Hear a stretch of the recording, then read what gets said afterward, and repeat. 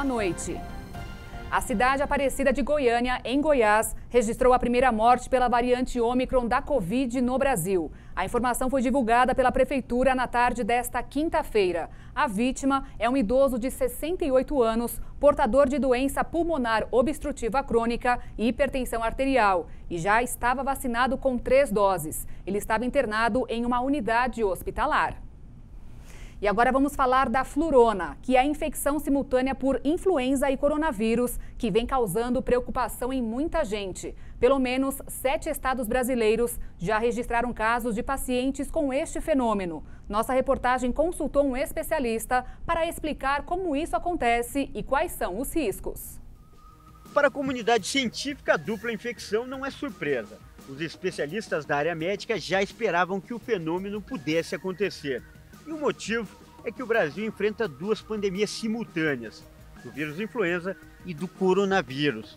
E ambos podem atacar o organismo de uma pessoa ao mesmo tempo. Daí, inclusive, surgiu o apelido flurona, que é uma junção de flow, que é gripe em inglês, e rona, que vem de corona. Sendo o coronavírus o vírus predominante agora, é esperado, então, que quando você tiver mais de um vírus, muitas vezes tem associação do corona com outro vírus. Como o Brasil está enfrentando uma epidemia de influenza, não era de se espantar que em algum momento a gente encontrasse também a associação do influenza e do corona ao mesmo tempo. Nós estamos aí com as variantes, com a Ômicron, que é altamente transmissível, né, da Covid-19, e a Darwin, né, da influenza. Então, infelizmente, essa mistura aí não está sendo muito boa para nós, né? Vem sobrecarregando a todos, muitas pessoas gripadas, felizmente com sintomas leves na sua grande maioria. O termo flurona foi usado pela primeira vez em Israel, quando o primeiro caso de infecção simultânea foi detectado. No Brasil, pelo menos 7 estados já registraram pacientes que testaram positivo para a influenza e o coronavírus ao mesmo tempo. Só em São Paulo, 110 pessoas estão nessa condição. E o aumento desses casos já coloca as autoridades em alerta e tem causado bastante insegurança entre a população. A principal dúvida é: essa dupla contaminação aumenta o risco de internações e até de mortes? Bom, segundo especialistas, não há comprovação desse perigo. O que vai determinar a gravidade da situação é a condição do paciente. Pessoas idosas e com comorbidades devem ter atenção redobrada. A discussão, e essa é uma discussão médica, é se você ter 2 vírus ao mesmo tempo pode ter uma evolução pior do que ter somente um vírus. Se os dois eles podem juntar os efeitos ruins de um e de outro, piorando a evolução clínica do paciente, né? Com uma experiência ainda pequena em relação à associação de corona e influenza, porque isso está acontecendo mais agora, a sensação é que não, a gente não está vendo uma evolução pior nesses 2 vírus. E da experiência que a gente tem, principalmente em crianças, onde é mais comum fazer os testes que pesquisam os vários vírus respiratórios, combinações de outros vírus parecem também não representar um risco adicional. E essas 2 cepas, aparentemente, contaminam muito mais, mas também com sintomas menos graves, né? Então, o que nós temos observado é isso. Comorbidades, né? Então, pessoas com comorbidades, hipertensão, diabetes, obesidade, e idosos imunossuprimidos têm uma tendência a agravar o quadro mais, né, entrando numa síndrome respiratória aguda muitas vezes. A população em geral, que tem uma boa saúde, tem desenvolvido sintomas mais leves. É importante lembrar que os 2 vírus são respiratórios e as medidas de prevenção continuam sendo as mesmas. Uso de máscaras, distanciamento social, higienização das mãos e, claro, a vacinação. A primeira coisa que eu acho que é fundamental é as vacinas, elas trazem um benefício enorme para a sociedade. Hoje, o número menor de óbitos que a gente vê em relação ao Covid são nitidamente decorrentes das vacinas. Isso também já foi provado que as vacinas da gripe, na população mais vulnerável, são fundamentais para diminuir os casos graves. Então, vacinação é algo que sempre vai existir. O principal sempre será a prevenção. Então, o uso de máscara é imprescindível. Em todos os locais que você vá, no seu local aberto, se está num parque, numa praia, distante de pessoas, tudo bem, não usar máscara.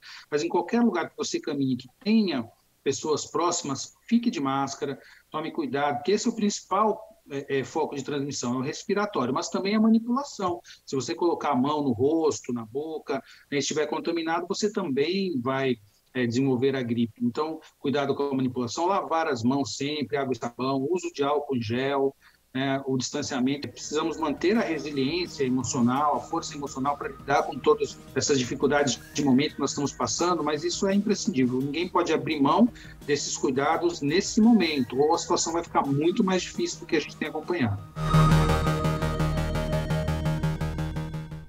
E triplicou o número de pessoas com resultados positivos de Covid nos testes rápidos vendidos em farmácias. A Associação Brasileira do Setor informou hoje que na última semana do ano passado foram registradas mais de 95 mil infecções contra 22 mil dos 7 dias anteriores. Para enfrentar o aumento dos casos de coronavírus e influenza no país, um grupo de mais de 2 mil prefeitos enviou um ofício ao Ministério da Saúde solicitando apoio da pasta na estruturação do atendimento ambulatorial, compra de testes rápidos de Covid-19 e de remédios antigripais, atualmente em falta em várias cidades do país. O documento foi encaminhado pelo Conectar, consórcio criado na pandemia para a compra de vacinas e que hoje atua em outras frentes da saúde pública. As mais de 2 mil cidades que fazem parte do grupo respondem por uma população de cerca de 150 milhões de pessoas, equivalente a 65% do território nacional. E agora vamos conferir os números da vacinação contra a Covid em todo o Brasil. De acordo com as Secretarias de Saúde dos Estados e do Distrito Federal, foram aplicados 333.627.875 doses. 78% dos brasileiros já receberam pelo menos uma aplicação e mais de 143.955.000 estão totalmente imunizados com as 2 doses ou com a vacina de dose única. A Defesa Civil de Santa Catarina informou que o tornado que atingiu ontem a cidade de Timbó, no interior do estado, foi provocado pelo choque de uma frente fria com o calor típico desta época do ano. A prefeitura do município montou uma força-tarefa que passou o dia consertando os prejuízos causados pelos ventos de 130 quilômetros, com destelhamento de casas, destruição de estabelecimentos comerciais e até tombamento de veículos pesados. O governo do Tocantins decretou situação de emergência em todo o estado devido aos estragos causados pelas chuvas e consequentes enchentes e inundações. O decreto estadual assinado pelo governador em exercício, Vanderlei Barbosa, foi publicado na edição eletrônica do Diário Oficial Estadual. O decreto permite a dispensa de licitação para a compra de bens e serviços necessários para aliviar os problemas, desde que as obras possam ser concluídas em, no máximo, 180 dias, sendo proibida a prorrogação dos contratos. Com a medida, a Coordenadoria de Proteção e Defesa Civil do Corpo de Bombeiros fica autorizada a mobilizar todos os órgãos e entidades da administração direta e indireta estadual para atuarem nas ações de resposta à situação e de reconstrução dos danos provocados pela força das águas. O decreto também autoriza que autoridades públicas, principalmente os agentes da Defesa Civil, entrem em qualquer residência ou estabelecimento a fim de prestar socorro ou determinar a evacuação da construção em risco. Moradores de 36 cidades do Tocantins foram afetados pelas chuvas, segundo informações da Coordenadoria Estadual de Proteção e Defesa Civil.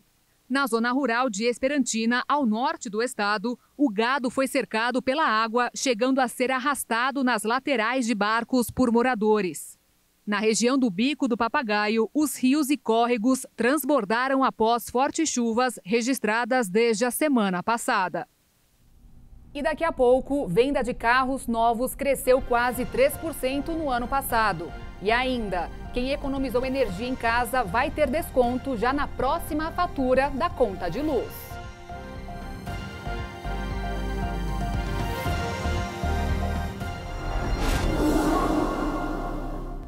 A produção industrial recuou pelo 6º mês seguido, de acordo com dados do IBGE divulgados hoje.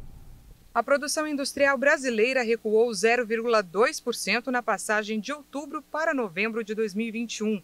Segundo o IBGE, com o resultado, o setor amargou o 6º mês seguido de perdas, período em que a atividade acumula queda de 4%.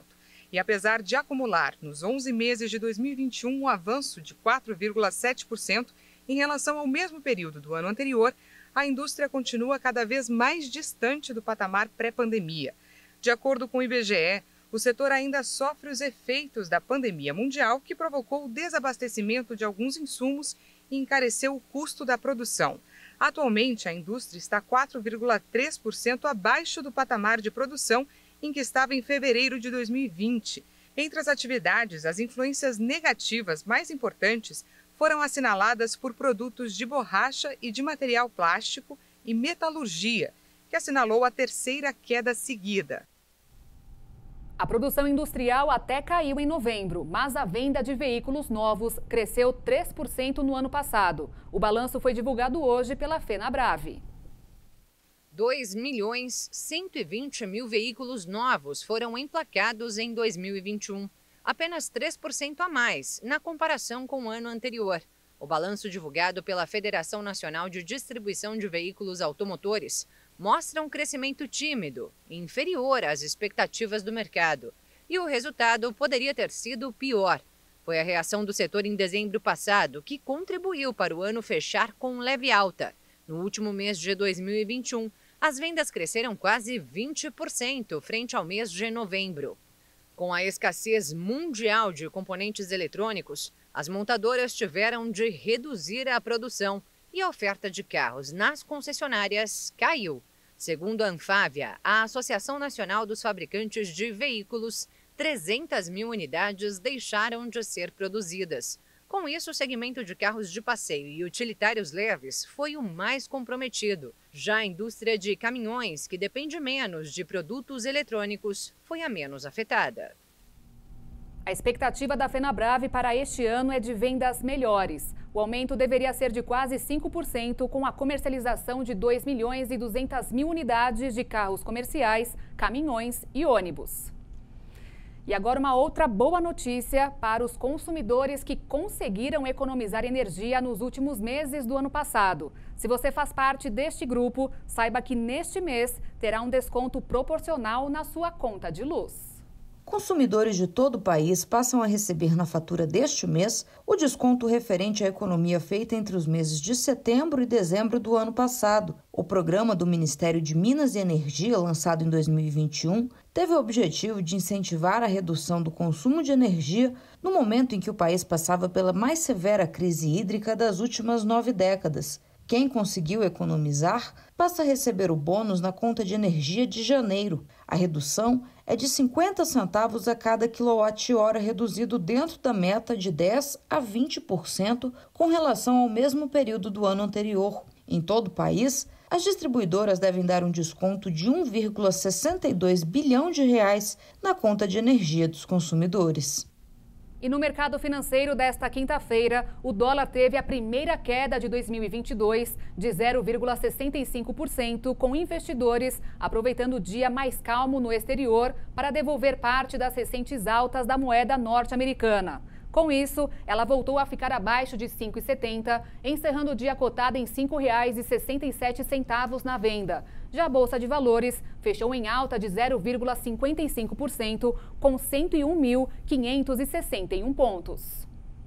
Os brasileiros tiraram 35 bilhões e 400 milhões de reais a mais do que depositaram na caderneta de poupança no ano passado. O balanço divulgado hoje pelo Banco Central revelou a maior saída líquida de recursos da história. As retiradas coincidiram com o aumento da inflação, que reduzem o poder de compra e incentivam a aplicação de outros tipos de investimentos. E os eleitores terão até o dia 4 de maio para regularizar o cadastro ou tirar o primeiro título de eleitor e conseguir participar da votação deste ano. No mesmo dia, vence também o prazo para a transferência do local de votação e revisão de qualquer informação constante no cadastro eleitoral, de acordo com o TSE.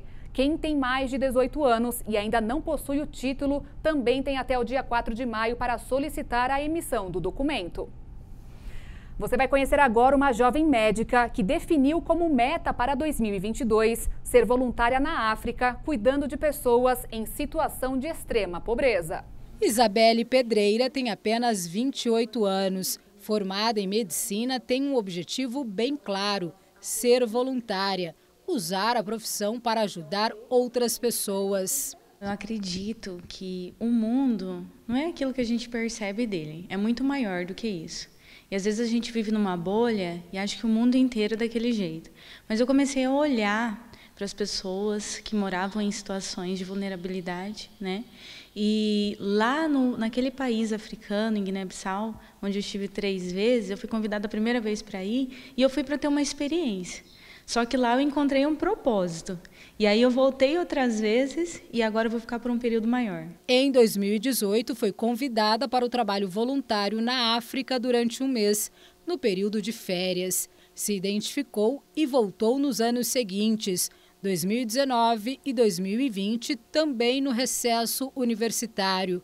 Em Guiné-Bissau, um dos países mais pobres do mundo, se deparou com a triste realidade das pessoas que vivem e sobrevivem neste lugar. O que me chamou a atenção nessa experiência foi ver a vulnerabilidade de alguém que era tão humano quanto eu, alguém que também ama, que também é amado, e ver aquelas crianças, muitas vezes sem chinelo, né? Muitas vezes sem roupa, sentando no chão, brincando junto com porcos, né? E muitas vezes ali na África, a gente estava andando, ia tomar um gole de água na minha garrafinha e apareciam 10, 20, 30, 50 crianças pedindo a mesma água que eu estava tomando.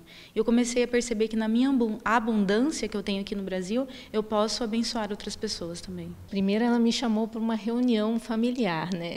E foi muito engraçado porque eu estava preocupada sem saber o que seria essa reunião.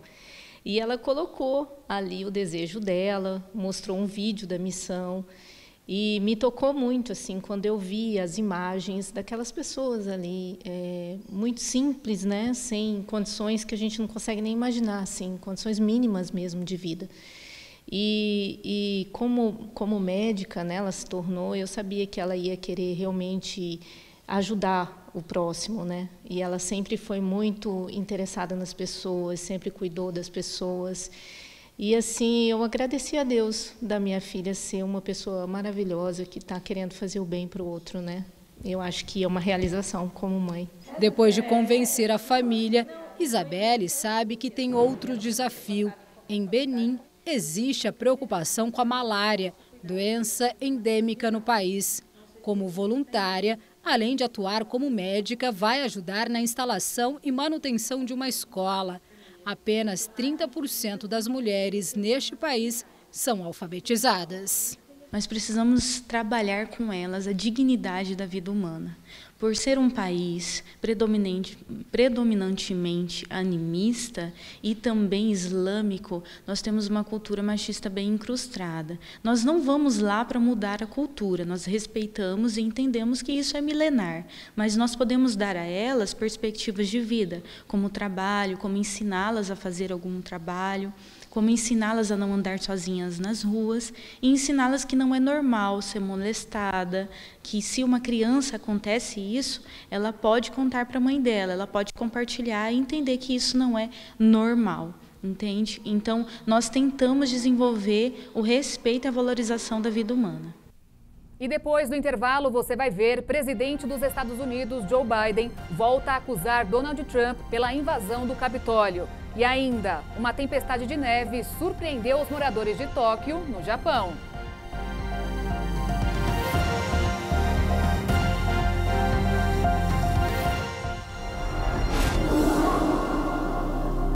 O presidente dos Estados Unidos, Joe Biden, prometeu nesta quinta-feira que não permitirá que ninguém coloque um punhal na garganta da democracia americana após acusar o antecessor de ter tentado impedir a transferência pacífica do poder em 6 de janeiro do ano passado, no ataque ao Capitólio. Donald Trump rebateu o discurso e acusou o democrata de teatro político. Em nome do republicano, houve golpes com barras de ferro contra policiais e agressores vestidos com roupas de combate. Biden ainda alertou no discurso desta quinta-feira que a democracia no país continuava em risco e advertiu para o perigo de normalizar a violência política.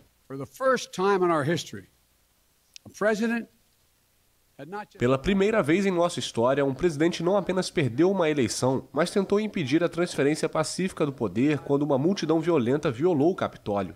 Eles falharam. Neste aniversário da invasão, devemos garantir que esse tipo de ataque nunca ocorra novamente.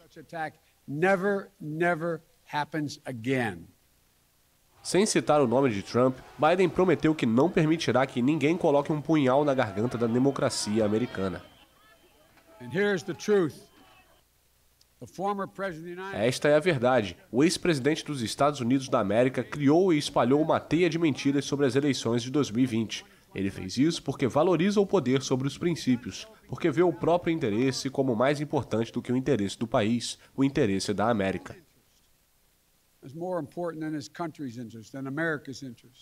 Para Biden, os Estados Unidos e o resto do mundo travam uma batalha entre a democracia e o autoritarismo. Não era um grupo de turistas, foi uma insurreição armada. Eles não estavam procurando defender a vontade do povo, eles queriam negar a vontade do povo. Os invasores não queriam defender uma eleição livre e justa, queriam derrubar um pleito democrático. Não queriam salvar a América, queriam subverter a Constituição.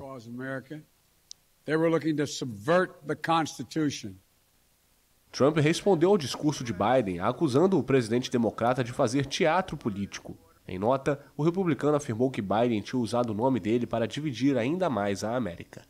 De acordo com a Universidade de Oxford, já foram aplicados mais de 9 bilhões e 330 milhões de doses de vacinas contra a Covid-19 no mundo. A China, líder do ranking, tem 2 bilhões e 870 milhões de aplicações. A Índia, em segundo, tem 1 bilhão e 480 milhões. Na sequência estão os Estados Unidos, depois em quarto o Brasil e em quinto a Indonésia. E o Brasil registrou nas últimas 24 horas 128 mortes por Covid e 35.826 novos casos, de acordo com o Ministério da Saúde. Confira agora os números da pandemia em escala mundial. Já são mais de 299 milhões e 547 mil casos e quase 5 milhões 471 mil óbitos ao redor do mundo. Os Estados Unidos estão próximos dos 58 milhões e 292 mil diagnósticos e tem um total de 833.492 mortes. A Índia soma mais de 35 milhões e 109 mil contaminações. Já o Brasil tem quase 22 milhões e 387 mil casos e se aproxima dos 21 milhões e 627 mil pessoas recuperadas. Ao todo, são 619.641 vítimas fatais. O Reino Unido passou de 14 milhões e 99 mil pessoas que foram contaminadas. E a Rússia está próxima dos 10 milhões e 421 mil casos positivos da doença. A Austrália decidiu nesta quinta-feira não expulsar de forma imediata o atual número 1 do tênis mundial, Novak Djokovic. O sérvio gerou uma onda de indignação por não estar vacinado contra a Covid e receber uma permissão do Aberto da Austrália para entrar no país.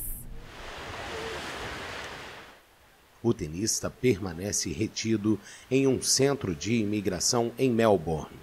Djokovic foi detido na chegada ao aeroporto da cidade australiana por não ter fornecido evidências apropriadas de vacinação dupla contra a Covid ou isenção médica. Rules are rules. Regras são regras e não há casos especiais. Essa é a política do governo e tem sido essa a proteção das fronteiras por nosso governo, especialmente em relação à pandemia. Isso tem garantido que a Austrália tem uma das menores taxas de mortalidade por Covid em qualquer lugar do mundo. O sérvio gerou uma onda de indignação por não estar vacinado e receber uma permissão do Aberto da Austrália para entrar no país. Além de o tenista não ter o visto aprovado pela imigração, Djokovic foi orientado a deixar o aeroporto de Melbourne imediatamente. Ele não vai disputar o torneio nessa temporada. Todos os participantes do Aberto da Austrália precisam estar vacinados contra a Covid-19 ou ter uma isenção concedida por 2 comitês de especialistas independentes. No passado, o sérvio relutou em ser vacinado e se recusou repetidamente a confirmar se recebeu ou não a imunização anti-Covid.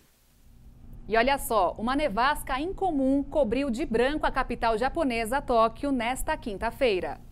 Os moradores saíram com guarda-chuvas e tiveram que empurrar bicicletas quando a neve começou a cair. A Agência Meteorológica do Japão prevê que até 10 centímetros de neve podem cair em 12 horas. O órgão emitiu um alerta para Tóquio em função do fenômeno pela primeira vez desde 2018 e alertou sobre possíveis interrupções no tráfego. A nevasca forçou o cancelamento de 66 voos locais de partida e 53 voos de chegada no aeroporto da capital japonesa. Nenhuma decolagem com destino ao exterior foi cancelada. Moradores relataram que o fenômeno é incomum na ilha, enquanto outros flagravam um momento com fotos. A agência climática aconselhou a população a tomar precauções no centro de Tóquio. Você vai conhecer agora a história de um fotógrafo de Mato Grosso do Sul que já conquistou mais de 300 prêmios e tem o trabalho reconhecido em diferentes países. 2022 mal começou e ele vai receber mais uma premiação internacional. Será a Copa do Mundo da Fotografia na Itália. O céu é o limite para o casal que decide seguir o percurso da vida junto. Com esta imagem poética, Daniel Ribeiro ganhou seu primeiro prêmio de fotografia. Eu queria fazer algo com que as pessoas pudessem relembrar. Algo em forma de arte, algo que pudesse remeter também à minha pessoa. Então, assim, dentro da fotografia de casamento, para quem sonha com isso, é um caminho muito complicado, é uma caminhada difícil, porque você precisa estudar muito a fotografia por dentro, de como que você pode mexer com as pessoas através de sua arte. Natural de Ribas do Rio Pardo, o fotógrafo sul-mato-grossense que se especializou em casamento acumula mais de 300 prêmios com seus registros nada convencionais. Eu não tive em nenhum momento a intenção de falar, eu quero virar fotógrafo de casamento, eu quero vender muitos casamentos, eu quero isso, eu quero aquilo. A minha única intenção, desde o primeiro momento que eu apertei o botão da câmera pela primeira vez, era criar algo em que o Daniel Ribeiro pudesse ser relembrado. O último prêmio foi conquistado com esta foto em preto e branco feita do Brasil. Em março, Daniel vai a Roma receber a medalha de prata da Copa do Mundo de Fotografia. Um dia eu sonhava em palestrar no Congresso Edin Brasil, que é o maior congresso de fotografia da América Latina, né? Então fui uma vez e vou de novo, já me chamaram para ir de novo. Agora eu vou estar em Roma, na Itália, para receber uma medalha com a fotografia de casamento, pela Seleção Brasileira de Fotografia de Casamento no Brasil. Então, assim, cara, tudo que eu sonhei em conquistar com a fotografia, à base de muito esforço, muito trabalho, muita dedicação, eu estou chegando lá. O fotógrafo das alianças, como ficou conhecido pela criatividade em registrar os casais dentro do anel de casamento, é o autor de uma das fotos mais copiadas no mundo todo. Milhares de fotos que foram copiadas a partir dessa. Então, assim, eu tenho um nome muito bacana dentro da fotografia, porque eu criei imagens por aí que rodaram o mundo e que as pessoas copiaram muito, entendeu? E não tem nada errado em copiar, porque depois eles copiam e acabam que criam suas próprias imagens. Então eu fico muito feliz de ter sido ponto de partida, de inspiração, né? Além de fotografar casamentos, Daniel ministra workshops e cursos de fotografia. Foi com este intuito que ele fez esta sessão com o Homem-Aranha, que está bombando nas redes. Tem um ensaio que viralizou aí, que o pessoal gostaram muito. E por um acaso saiu o filme, né? Eu nem sabia que ia sair algum filme do Homem-Aranha. Eu fiz no impulso, seguindo a minha intuição de novo. E acabou que encaixou com o lançamento aí e deu tudo certo. Muitos alunos pelo Brasil assistiram a aula. Mesmo em algo tão sério que envolve a fotografia de casamento, né? Algo que a gente tem que ter uma responsabilidade muito grande ao pegar um contrato, ao fazer um trabalho nesse sentido, que a gente pode ser feliz e se divertir fazendo isso. A minha intenção realmente é continuar fotografando casamento e compartilhando muito mais conteúdo, que é o que eu faço hoje através da minha marca, que é o Instinto Criativo. É algo que tem dado muito certo, a gente tem ajudado os fotógrafos pelo Brasil todo aí, até pelo mundo afora. E depois do intervalo, você vai conhecer o programa lançado pelo governo para dar atendimento prioritário à saúde das crianças e mulheres. E vai ver também uma reportagem especial sobre a expectativa de boas oportunidades este ano no mercado de trabalho.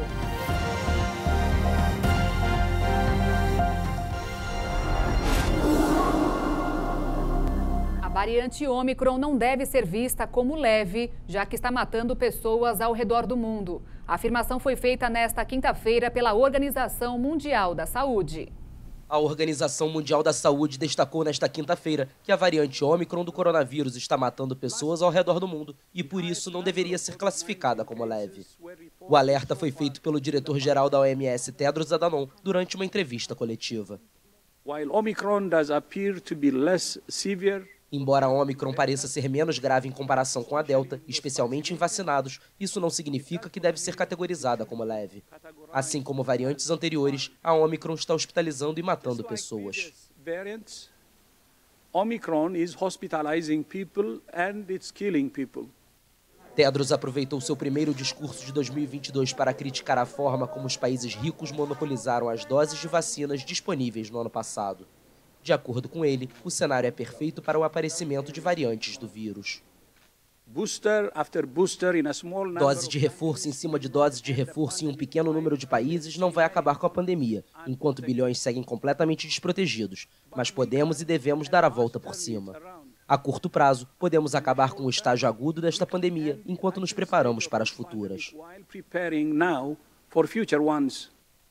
Na última semana, foram notificados à OMS cerca de 9,5 milhões de novos contágios por Covid, um recorde.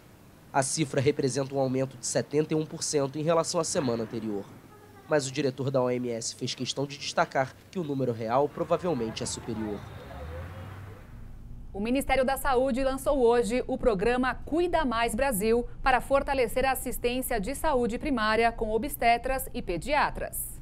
O Cuida Mais Brasil tem o objetivo de garantir às mulheres e crianças, através do SUS, acesso a médicos especialistas em pediatria e obstetrícia. Com o novo programa, o governo federal vai repassar no primeiro ano R$ 194 milhões para a atuação de médicos pediatras e ginecologistas obstetras junto às equipes de saúde da família e atenção primária. Segundo o Ministério da Saúde, cerca de 10 mil obstetras e pediatras estão vinculados a 2.600 equipes sem incentivo financeiro do governo federal. O programa Cuida Mais Brasil vai incentivar a inclusão desses profissionais na atenção primária, aumentando a capacidade de atendimento do Sistema Único de Saúde. A meta é alcançar 8 mil pediatras e 7 mil obstetras no país. O ministro da Saúde, Marcelo Queiroga, destacou que a atenção primária em saúde é compromisso do governo federal e os investimentos nessa área foram expandidos para garantir o atendimento à população. Nós ampliamos o investimento na atenção primária à saúde. O que era 17 bilhões, hoje, no nosso governo, já chegou a 25 bilhões de reais. E é assim que nós vamos fazer as reformas no Sistema Único de Saúde, capazes de mudar a história da saúde pública brasileira. O programa busca fortalecer o cuidado materno-infantil, aumentar a capacidade da atenção primária e ampliar os profissionais disponíveis no SUS. A portaria que cria o Cuida Mais Brasil deve ser publicada na terça-feira e depois os estados e municípios terão um período para adequação. O que nós estamos fazendo hoje, entregando para as crianças brasileiras das classes sociais mais desfavorecidas a figura do pediatra na unidade básica de saúde, é um marco histórico na vida dos 43 mil pediatras, na vida das mais de 20 milhões de crianças brasileiras na história do Brasil. Nós temos hoje 1.700 vagas de residência em pediatria geridas pelo Ministério da Saúde, cerca de 1.300 vagas de residência em ginecologia e obstetrícia geridas pelo Ministério da Saúde. E hoje aqui, ministro, a CGEDS assume o compromisso de que, a partir do próximo ano, nós vamos ampliar as ofertas de residência médica nessas duas especialidades para que a gente possa, junto com a conduta adotada agora pela SAPS, com o programa criado pelo Ministério da Saúde e Governo Federal, a gente também possa ter mais especialistas sendo formados para que, em breve, nos mais de 5 mil municípios brasileiros, a gente consiga atingir a meta de dar mais dignidade, mais qualidade de assistência às nossas crianças. 2022 promete ser um ano de muitas oportunidades de trabalho. Quem busca uma recolocação no mercado ou mudar de área pode ser o momento ideal. Apesar da pandemia, 2021 fechou positivo em números de empregos. Os dados da Funtrab, Fundação do Trabalho de Mato Grosso do Sul, revelam 4.500 novos postos de trabalho em Dourados. E este ano promete ser ainda melhor. 2022 deve ser um ano promissor para a geração de empregos. O relaxamento das medidas restritivas tem aumentado a confiança dos empreendedores e, consequentemente, criado novas vagas de trabalho. O diretor da Funtrab no município está bastante otimista quanto ao aumento de oportunidades de emprego para os douradenses. Ele acredita que alguns setores terão até dificuldade em conseguir mão de obra qualificada. Vai ser um ano que só temos a crescer realmente, porque, primeiro, nós praticamente saímos já da pandemia. A gente vê o município de Dourados hoje uma crescente muito, até da questão da industrialização, do próprio comércio. Hoje, para alguns setores, falta mão de obra. Geraldo Salles alerta as pessoas que buscam por um emprego a cuidar das redes sociais, porque os recrutadores estão levando em conta o ambiente virtual do candidato. É uma ferramenta que a pessoa tem na mão, agora tem que saber usar bem também essa questão da rede social, né?